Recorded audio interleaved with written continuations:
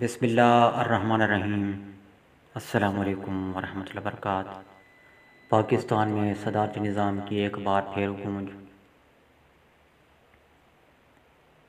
سامعین معظم، آج ایک بار پھر معلومات سے بھرپور نئے تازہ ترین سیاسی تجزیے کو لے کر حاضر ہوا ہوں۔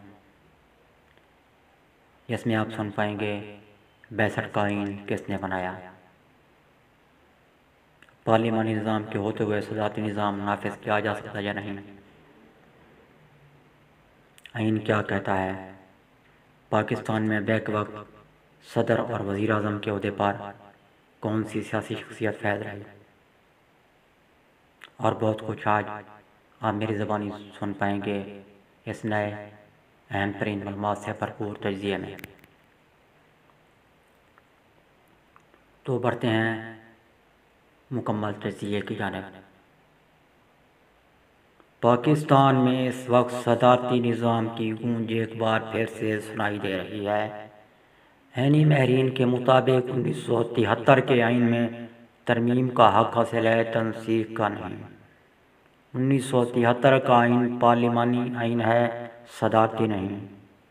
صدارتی نظام لانے کا مطلب تنسیخ کے بعد ایک نئی عمارت کھڑی کرنا ہے یا تنسیخ کے بعد فوراً شادی کا سوچنا۔ اس وقت جو پارلیمانی نظام رائج ہے، اس نظام کو ایک قانون ساز اسمبلی نے تخلیق کیا تھا۔ اگر صدر ایوب کے صدارتی نظام کی بات کی جائے تو صدر ایوب خان نے صدارتی نظام اس وقت متعارف کرایا تھا جب ملک پاکستان وطن عزیز میں دستور یا آئین نام کی کوئی چیز نہیں تھی، اس لیے صدر ایوب کو کوئی پریشانی کا سامنا نہیں کرنا پڑا۔ سامعین معظم، 1956 میں نافذ کردہ آئین ایوب خان نے منسوخ کر دیا۔ اس کے بعد نیا دستور ہی تخلیق ہونا تھا۔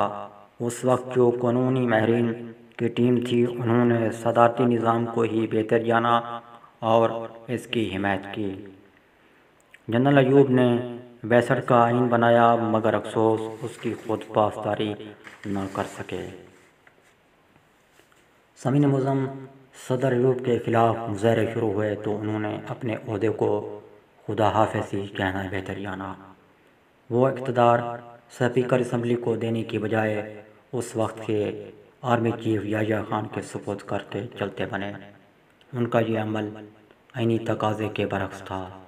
سقوط ڈھاکہ کے بعد صدارت کا عہدہ ذوالفقار علی بھٹو کے ہاتھ آیا۔ بعد میں بھٹو 73 کے آئین تخلیق ہونے پر وزیر اعظم بھی بن گئے۔ یوں ملک کے وہ سیاستدان ہیں بھٹو جو بیک وقت صدر اور وزیر اعظم کے عہدے پر فائز رہے۔ سامعین معظم، 17ویں ترمیم کے بعد ملک کا آئین صدارتی بن گیا۔ وزیر اعظم کے اختیارات لے کر صدر مملکت کو دے دیے گئے۔ صدر مملکت کا عہدہ طاقتور بن گیا۔ اس میں بھی آئین کا بنیادی ڈھانچہ تبدیل نہیں ہوا تھا۔ اس میں یہ تھا، صدر مملکت اپنی مرضی سے اسمبلی کو تحلیل کر سکتے تھے۔ آرمی چیف کو نامزد کرنے کا اختیار بھی وزیر اعظم سے صدر مملکت کے پاس چلا گیا۔ اس طاقتور اختیارات کے باوجود بھی ملک میں پارلیمانی نظام چلتا رہا۔ البتہ صدارتی اختیارات کے تحت 4 وزرائے اعظم، جن میں محمد خان جنیجو، بےنظیر بھٹو کو 2 مرتبہ اور ایک بار نواز شریف کو اپنی عینی مدت مکمل کیے بغیر گھر روانہ کر دیا گیا۔ سامعین معظم، نواز کا صدر غلام اسحاق خان کے ساتھ آرمی چیف کے تقرر پر تنازع ہوا۔ تو میں ہوئی۔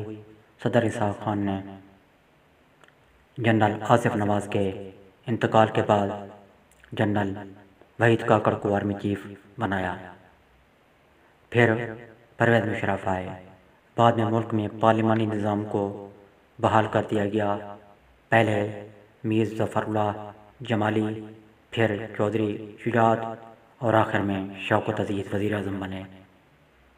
آئین کی تھوڑی سی بھی سمجھ بوجھ رکھنے والے یہ بات بخوبی جانتے ہیں موجودہ آئین کے بنیادی ڈھانچے کو کسی ترمیم کے ذریعے تبدیل بالکل نہیں کیا جا سکتا ہے، کیونکہ آئینی ترمیم کرنے کی طاقت اس وقت کسی کے پاس نہیں ہے۔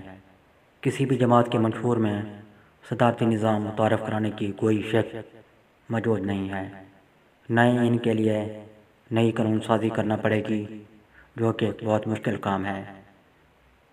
اگر کرنا بھی پڑے تو یہ اکثریت کسی کے پاس نہیں ہے کہ اس کو منظور کرایا جا سکے۔ سامعین معظم، آج آپ نے میرا نیا سیاسی تجزیہ سنا۔ آپ اس تجزیے پر اپنی رائے کھول کر دیجیے۔ مجھے دیجیے نئے تجزیے تک اجازت۔ اللہ حافظ۔ پاکستان زندہ باد۔